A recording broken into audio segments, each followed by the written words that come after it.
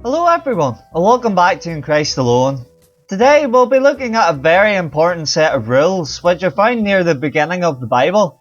These are called the 10 Commandments. They can be found in Exodus chapter 20, verses 3 to 17.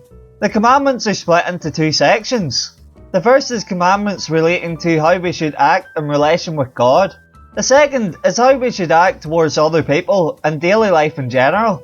Because of this, over the next couple of weeks, we'll be splitting this study into two parts also. This video will go into what rules God has set us in regards to himself, and also why he set them for us. So with that introduction, we will start with the first commandment. First commandment, you shall have no other gods before me. This first commandment is about putting God as the only God you will worship and follow. Deuteronomy chapter 6 verse 5 says, You shall love the Lord your God with all your heart, with all your soul, and with all your strength.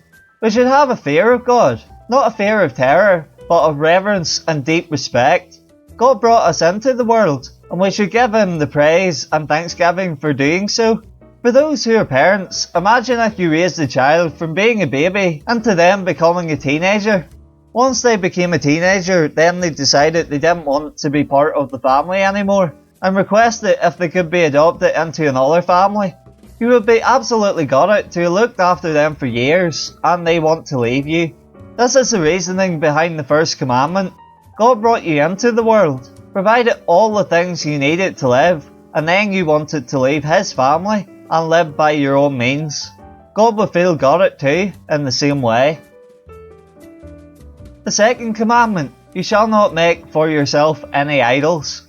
The second commandment is related to the first in some ways, but it takes a different spin on it. The first talks from a parental or boss standpoint as such. The second is on the same level standpoint to yourself. Imagine if you were at work and your boss said one day they received the machine to help with the workload. After a while, they see the machine is working a lot more efficiently than the employees which are hired, so they decide to do a staff cut. This continues to happen until all the staff, including yourself, are all let go. You would feel devastated and annoyed that you have been replaced by the machine. This is how God feels when we put something first above him. Oh, I could follow God and go to church on the Sunday morning, but the football match is a 12 o'clock kickoff, so I'd rather watch it instead. In the short term, you may seem to have more enjoyment, but on the long term the enjoyment won't last. Third commandment, you shall not misuse the name of the Lord your God.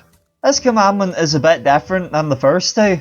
It goes into how we should not just use God's name as a byword to show how we are feeling. People normally use it to show they are shocked about something.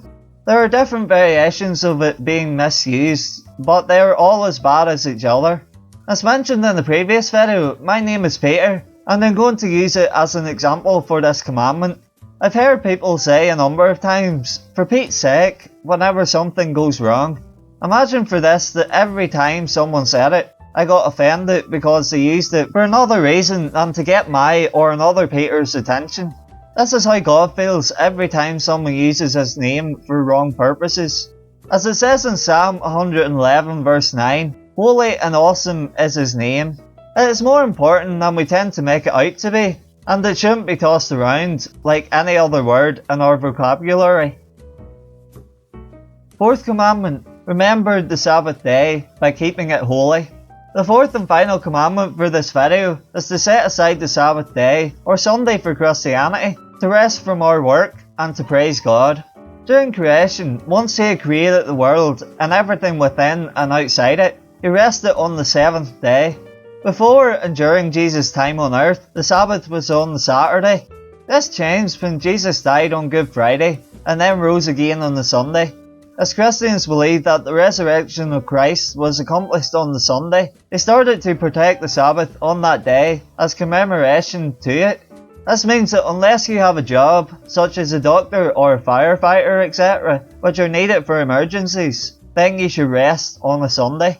If God needed a rest after creating the world, then we require rest from our hectic schedule of life. That was the first part of our 10 Commandments study. We invite you to join us next week when we look at Commandments 5 to 10. We also want to thank you for watching. And we'll see you next time, here at In Christ Alone.